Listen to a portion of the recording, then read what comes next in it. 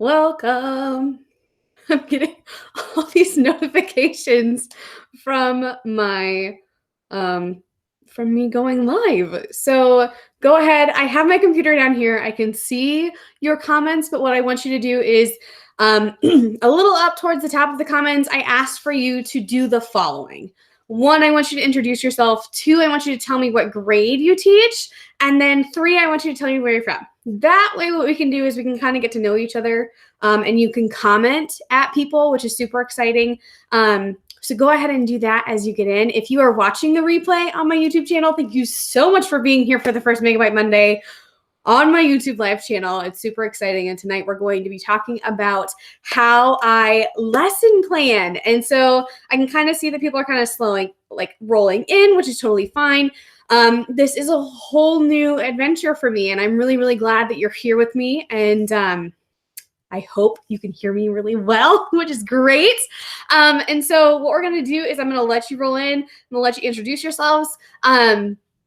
For those of you that are watching the replay, I'll give you a little bit of background about who I am and why I decided to do this and where Megabyte Monday came from, because I've gotten that question a lot. People are asking me why I have Megabyte Monday or why I'm doing Megabyte Monday. So I love all the comments in here, and my phone's just going to blow up with all these comments because I get all the notifications. So ignore the vibrating sound. It is just my phone, which is sitting right over here. So Megabyte Monday, I think I've talked about this before. There used to be an app called Blab, and you're going to see my eyes drop down because I have my laptop in front of me where I can see all of your comments, because on my desktop where I'm videoing, I can only see my face, which is not always a great thing. So Megabyte Monday actually comes from Blab, and Blab was an amazing online app. It was basically Google Hangouts on steroids, is the way that I've always explained it. You could have people jump into like a seat, and there were 4 boxes, and people could jump in and jump out, and there was comments, and it was such a great community online, and it was so great to connect with people and see people, and people would host shows, and basically I ended up hosting my own teacher talk show, Megabyte Mondays, that I would run by myself. And so I'm running this by myself. I have some friends in the comments that are here to help answer any questions that you have that I might miss. You can definitely answer each other's questions, but what I really, really wanted to do is kind of bring that community back a little bit. Like, it's really easy for me to post YouTube videos. It's really easy for me to create content and edit it and make it look really nice. But it's kind of fun to catch it in the moment and talk in the moment. And when you have that moment where you want to ask me a question, you actually have that opportunity. So that's what this platform is. That's what we're doing here. And I'm super excited to have you here. And I can see, let's see who's here. Let's see, roll call. Shall we do this? I've got John from the Dapper Teacher. I've got Abby. Hi, Abby. How are you? Oh my gosh, love teach. Sparkle, make sure you put your first name so I can call you by your first name. That's super helpful. Marissa is here. Hi, Marissa. Lauren is here. Timothy is here. Jill, Jennifer, or Jen. Hi, Jen. Hi, Roberta and Carol. I mean, there's so many amazing people in here. I just cannot wait to connect with you all. And Melissa, hi, I just saw your comment.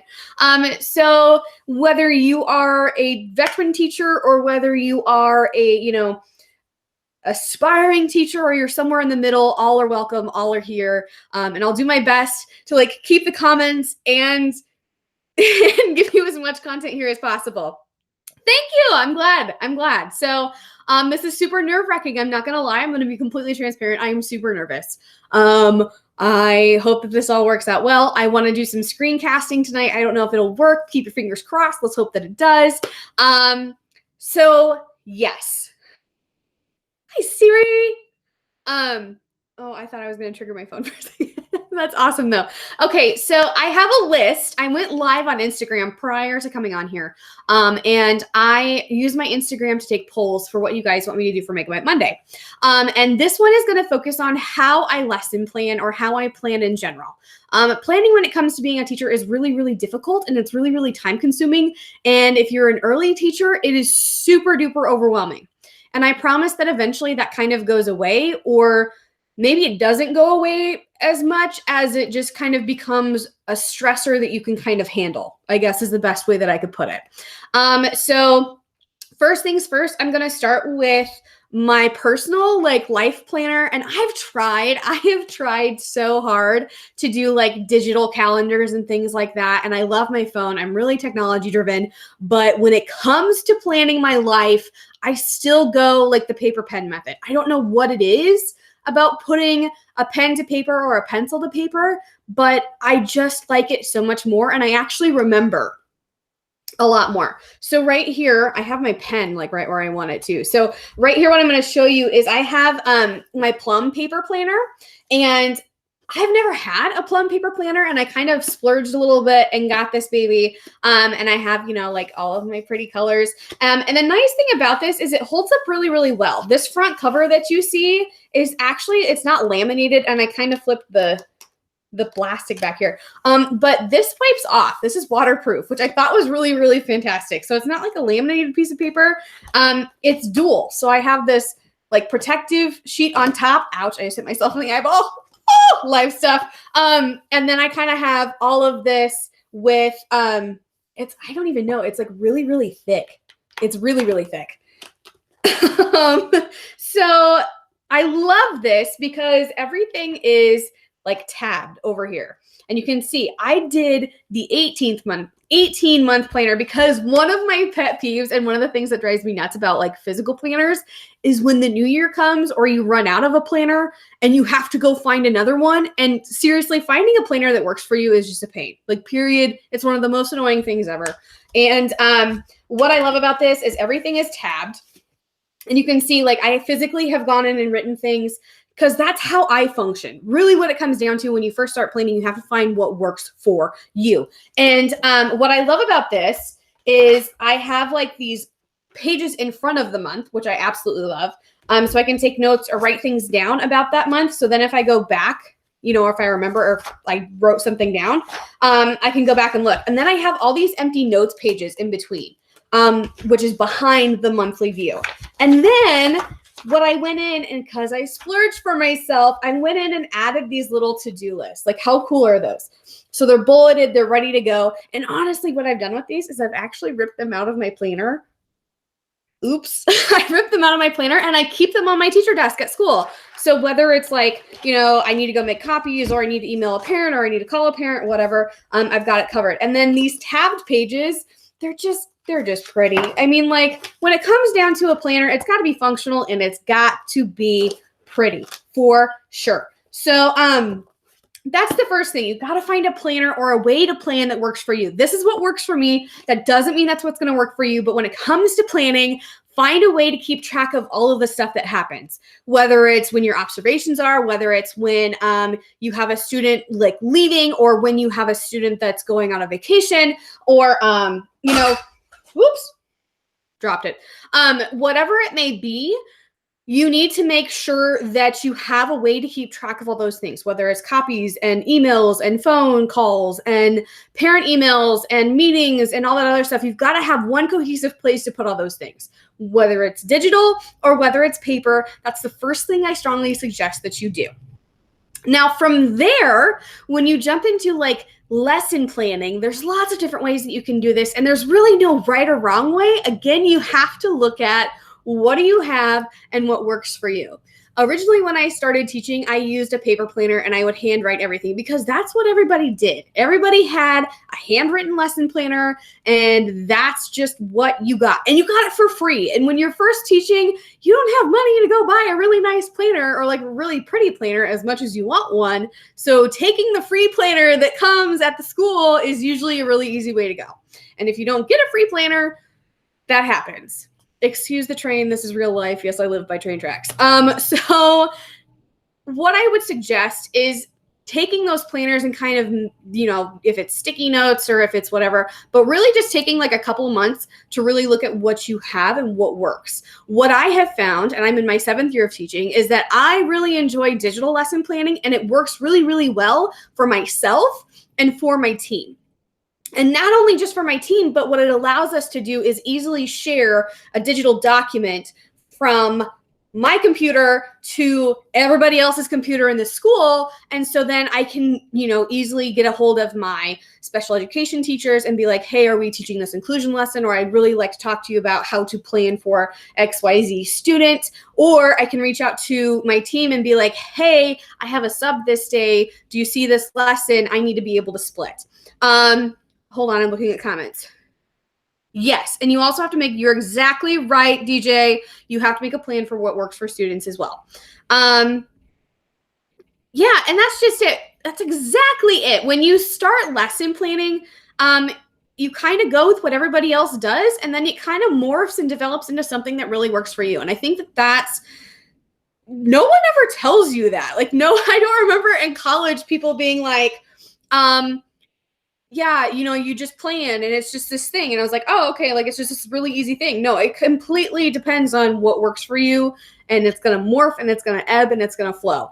John says, do you prefer daily, weekly, or unit plans? Great question. Let's jump into my list of questions, John. You read my mind. I actually plan weekly with my team. And I think I've talked about this in another video. My Google digital lesson plans, I kind of go through what we do in that video, and I go through all the different lesson plan templates that I have. And basically, I have a weekly template, and there's 3 people on my team. There's 3 second grade teachers, and each one of us is in charge of a subject, and then we kind of fill in and help each other with all the other stuff that kind of falls through. So I'm in charge of planning math. My friend Kelsey is in charge of planning reading, and then our other coworker is in charge of planning writing and science because they're a little bit thinner subjects. So then from there, we're in charge of putting in guided reading times, or, any of those weird, presentations that happen in the gym at the end of the day that you totally forgot about, or any of those kinds of things. We're all in charge of kind of making sure that our one cohesive plan is put together. In the past, I have been in charge of my own plans, but I honestly have to say that planning weekly with my team, I enjoy a lot more. I have done daily plans. I totally have, especially when I first started. I really just needed to take it day by day. It was really overwhelming for me to look at an entire week and be like, okay. Or to look like a week ahead and be like, oh yeah. And there have been times, to be completely honest, there have been times where I've been in the middle of a week and I've planned next week and I start doing what I'm supposed to do next week. I mean, please tell me I'm not alone in this. I get caught up in what I've planned already for the following week, and I end up doing that. And it's super overwhelming and it's super stressful. And that's me 7 years in. That doesn't go away. And that's just kind of how I function. So I definitely plan weekly, and my team keeps me on track. Another question somebody asked was, do I do materials day by day, or do I do them prior? Do I lay them all out? And that's kind of a split question. Again, because I'm in charge of planning math for the entire team, I'm also in charge of making copies for the entire team as far as math goes. And my district requires that we do math homework. So I am in charge of sending all of those copies off to the print shop and then counting them out and passing them out and making sure that we have them for that unit or whatever. And I do it unit by unit, just in case, we have new students join, or if they make an edit to the worksheets before we get to them, or to the unit plan, that kind of stuff. I get so excited for the plan. I rush to the current. Yeah, John, that's exactly what happens. And I jump ahead.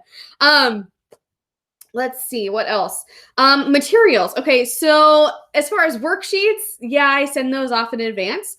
But as far as plans or materials that I need, sometimes it's stuff that I pull out that day. Sometimes it's stuff that's already out.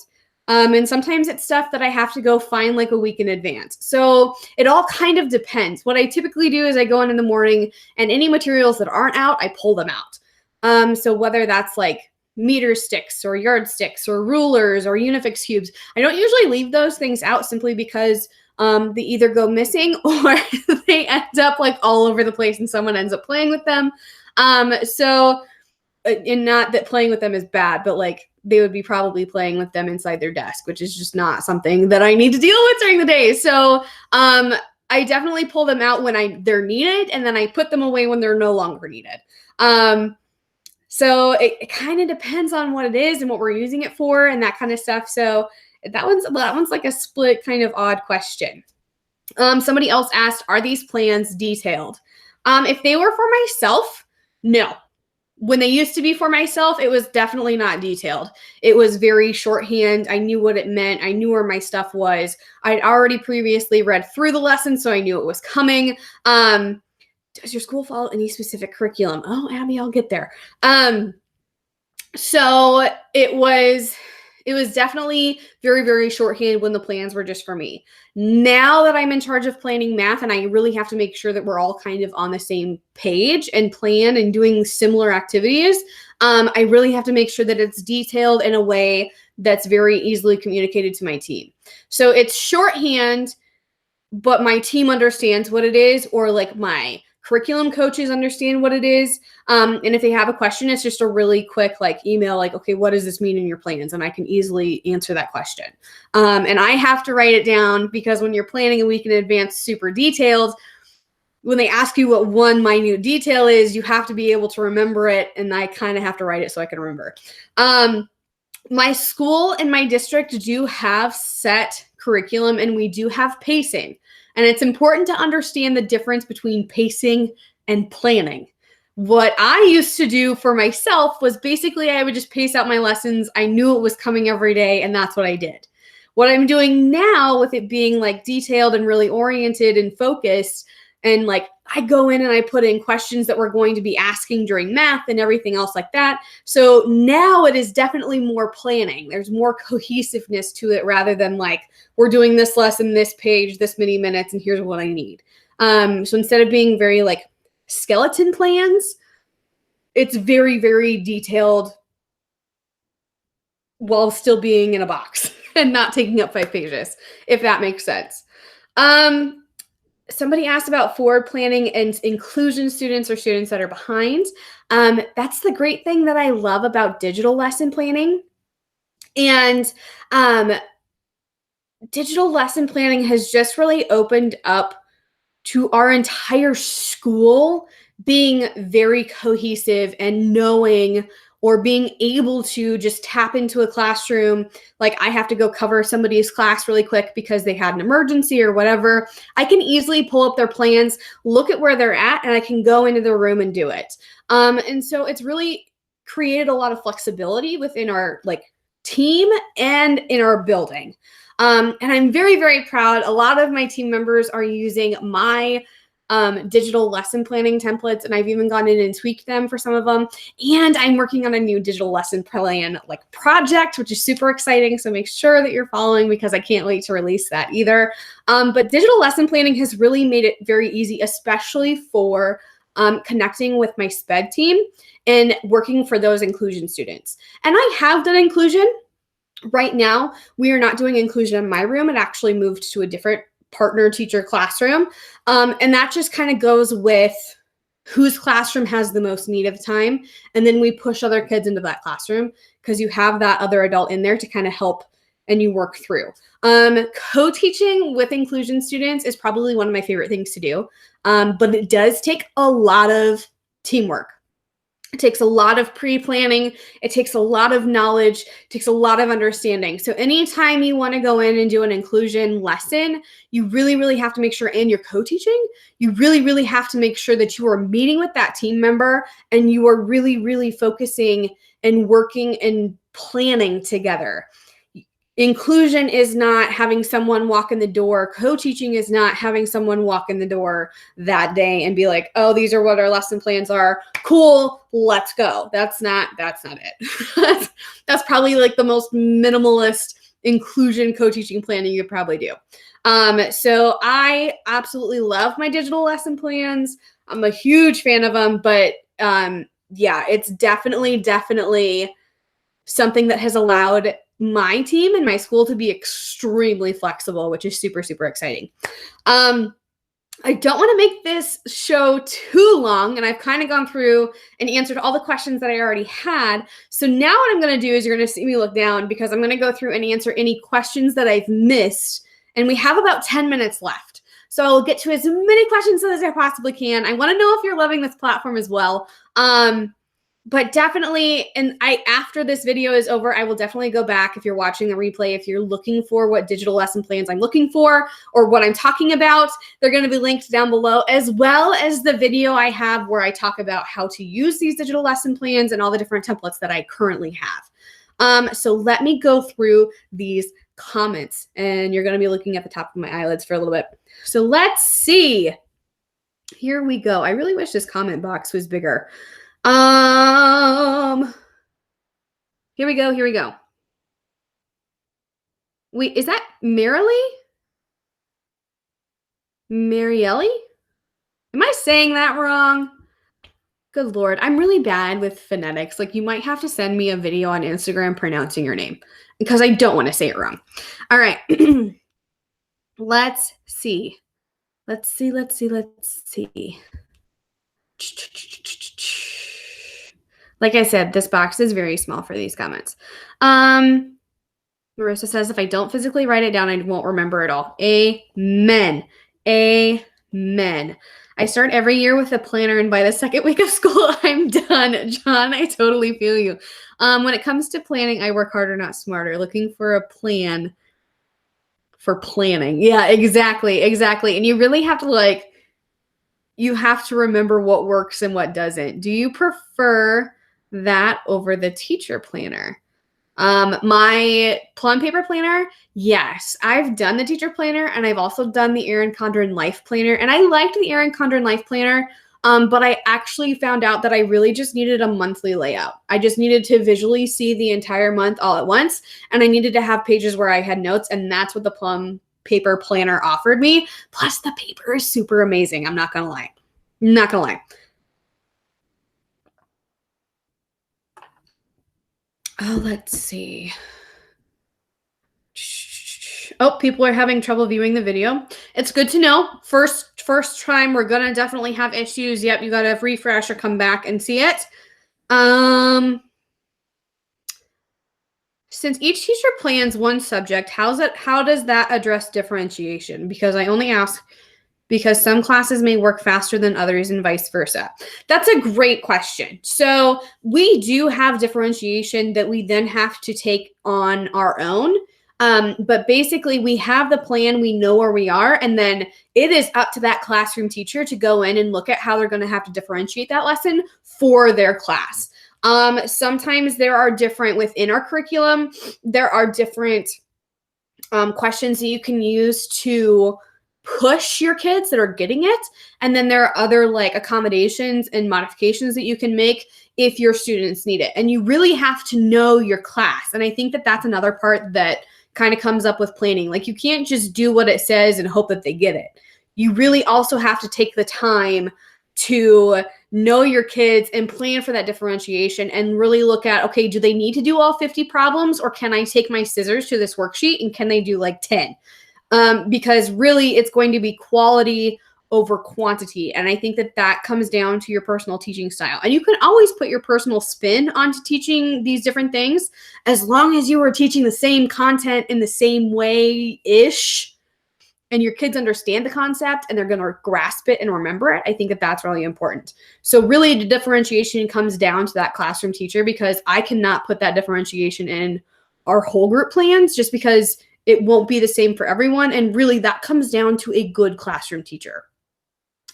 Or at least that's my, my 2 cents on that. Yes, digital lesson plans. I have digital lesson plans that I share on Google Docs. Yes, yes, yes.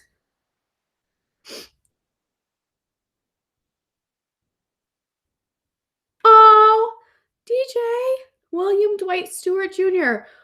Can I call you DJ still? I like calling you DJ. Quite honestly, you're an inspiration to me and everyone. Oh, DJ, you're going to make me cry. Don't make me cry on live video. Do any teachers get behind of the plans you create for them? Do they ever? Not really. I mean, because our district is a huge, massive machine. And if you get behind, you're not only getting behind for yourself, but you're not getting behind our team. You're getting behind the entire district. So it's really important that you don't get behind. And it's really important. Like we always, especially math is huge, and there's so much content and so much to cover in math that we purposely make a plan that like, if we don't get through all parts of the lesson, we better meet at plan time and talk about like, what didn't we get through and how can we incorporate in tomorrow's lesson. So we kind of take those pieces and move them into tomorrow's and see if it like either reteaches or reviews or whatever, or if we're going to have to find time to put that in someplace.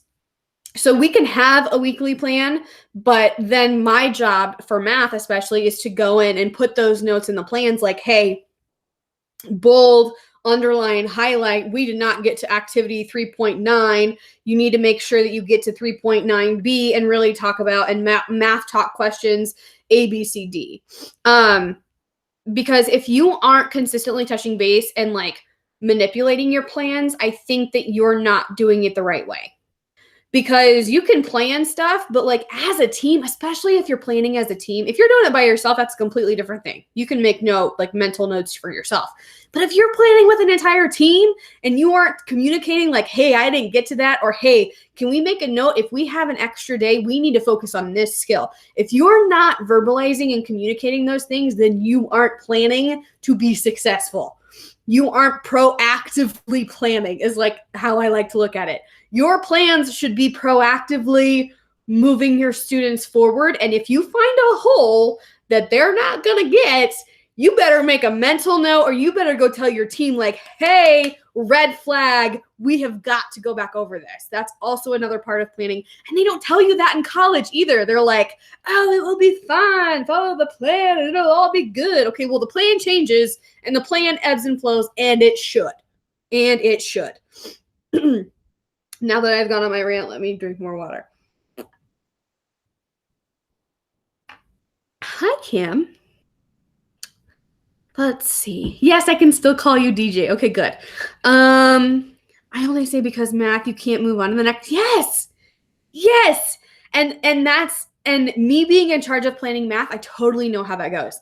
And if I haven't heard from anybody, I make an active effort to go talk to my team and be like, hey, how are we feeling? Do we need another day? Do we need to plug this in? Do I need to go like make a pair deck to really focus on the skill as an introductory, like anticipatory set kind of thing? I think that that's something that a lot of people miss when it comes to planning.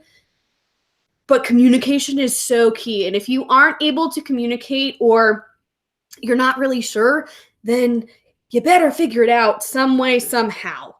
Another question somebody asked that I forgot to answer was, when do I plan? And this is a really great question. So planning happens in two different ways, the way that I see it. One, there's a time that I sit down and I go through my math book and I look at our objective and I look at everything and I really lay it out detailed for my team. And then the second kind of planning happens when my team comes to me and they're like, hey, this is bad. We need to get this concept before moving on. What are we going to do? So then I have to go. And the thing about digital planning that I love is I can copy and paste, or I can just like literally take pieces and slide them over. Because if I had to handwrite these plans, I would have gone through so many different erasers this year. It's not even funny. And that drives me nuts. Eraser marks are a pet peeve. Like, they drive me nuts. So digital planning is another way that it's made it really easy for us to make that fluid, cohesive plan where, like, if we need to make that adjustment, we totally can. Let me see. One secondary class has a lot of low babies, but the other two are higher. Marissa, that's my team. I kind of have the, not really. I mean, like, and I don't want to call them low because it's not that they're low. They just have different needs is kind of how I view it. There is a class that has gifted students that are identified gifted. And then my class, my kiddos just have different needs. And so it really comes down to me as their teacher, looking at the lessons that are coming and being like, what is each kid going to need individually for me to make them successful? Am I going to have to pull these people to my table and like teach and come back and teach and come back? How is this going to work? So it really kind of then takes a little bit of time for me sitting down during my plan time when my kids go to specials. which is about like 20 to 30 minutes. But that 20 to 30 minutes, can like disappear in 2 seconds because I've got to go to the bathroom, I've got to run to the printer, I've got to talk to my team, I've got to run and make XYZ phone call or whatever. So I totally know what you mean. Oh, let's see. Just wanted to say thanks for doing this. Meg, this is probably a lot of work to plan. Well played, Caitlin. Well played. Oh, for sure. Oh, for sure. I'm so happy to share this because nobody talks about like what planning, and there's some nitty-gritty details to planning that's not pretty. It just isn't. It just isn't. Do you have visual tools at the ready in your math planning to help students? Yes. I actually, like for one unit, I will go through and look at all of the different like hands-on visuals that we might need. And I make either copies of them if there are copies, or I go find them in the buckets that I need to find them out of. Oh, my nose itches. Whew. Again, live. Sorry, guys. And then what I do is I put them in my math pile, and that way I have them. So if I see a kiddo that's struggling and might need a manipulative, I don't have to go digging in the middle of my lesson. I can go grab it, show them how it works, and we're ready to go, no matter what.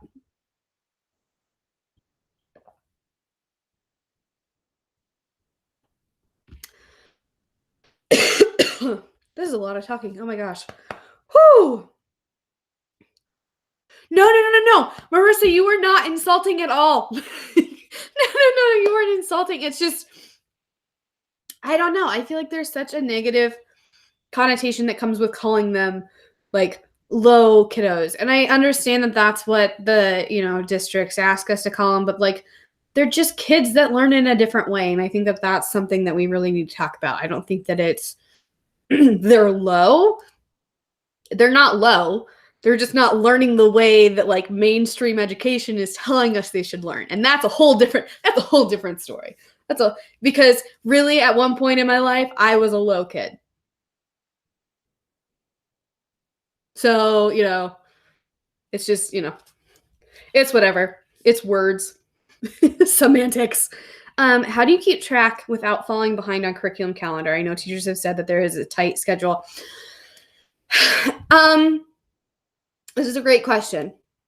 And I'm trying to think what my district has done. And I say district because I mean district.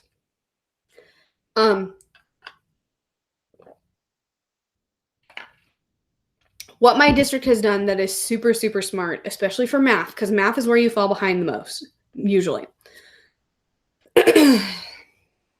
They have put in targeted instruction days, which is 2 days either before or after an assessment or before or after a large concept where us educators get to make the call and build lessons that are going to help fill the holes that our students were missing throughout that unit or that lesson.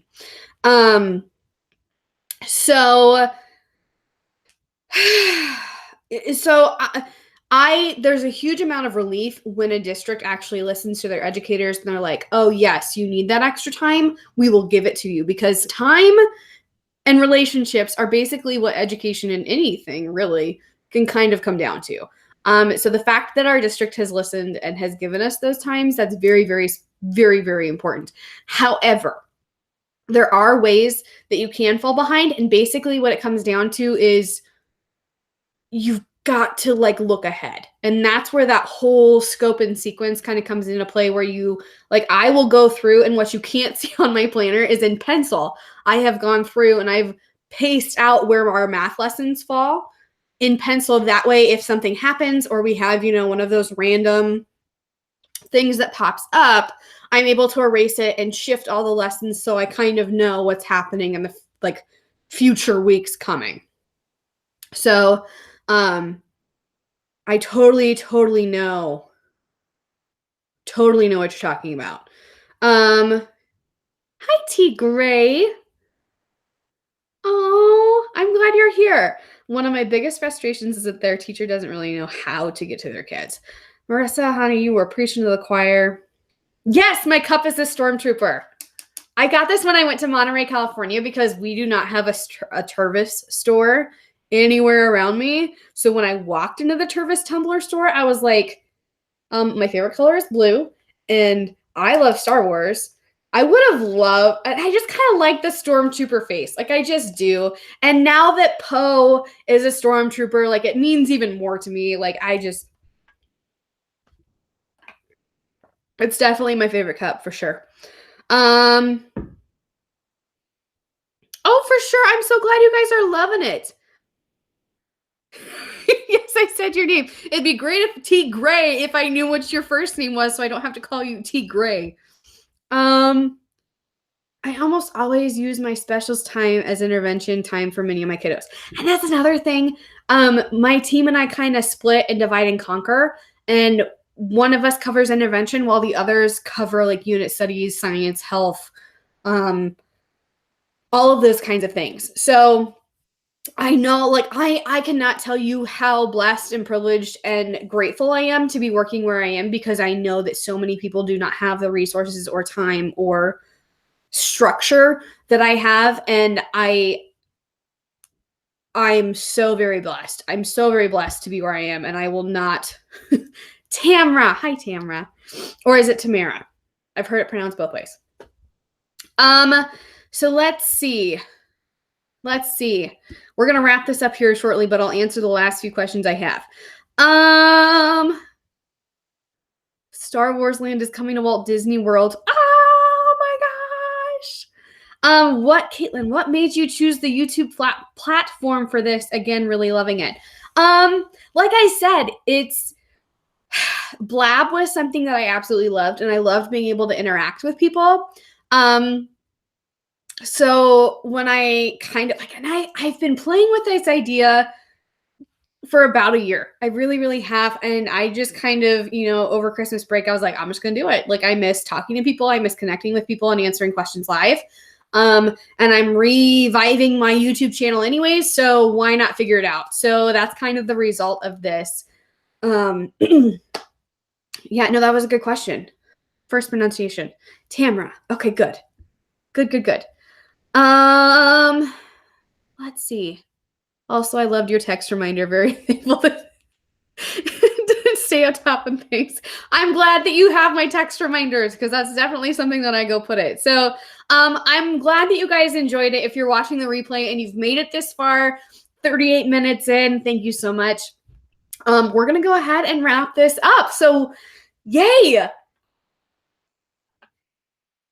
First Megabyte Monday. It was, this was fun, guys. I'm glad that you were here. So if you're catching it on the replay and you have more questions, go ahead and drop them down below. I will answer them as soon as I can.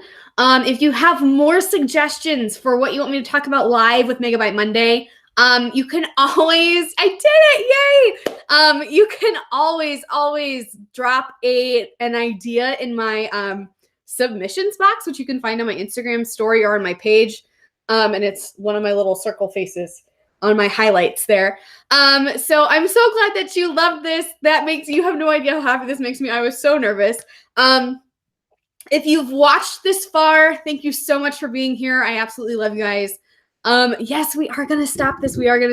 So, I hope to see you guys next time. Make sure you follow me on Instagram, because that's where I will release where we're going to do this next time. But I love you all dearly. Thank you so much for being here. There's not going to be any fun outro or intro or anything like that. It's just me. So yeah, I hope it helped. Check out the links below in my box. You totally can, in the description box down below. Don't forget to give it a thumbs up if you enjoyed it, even on the replay. And don't forget to subscribe so you get those notifications the next time I go live, so you can interact with us here live. Thank you for all of you that were here live, and thank you for all of you that were here on the replay. I love you all dearly, and I'll see you guys next time.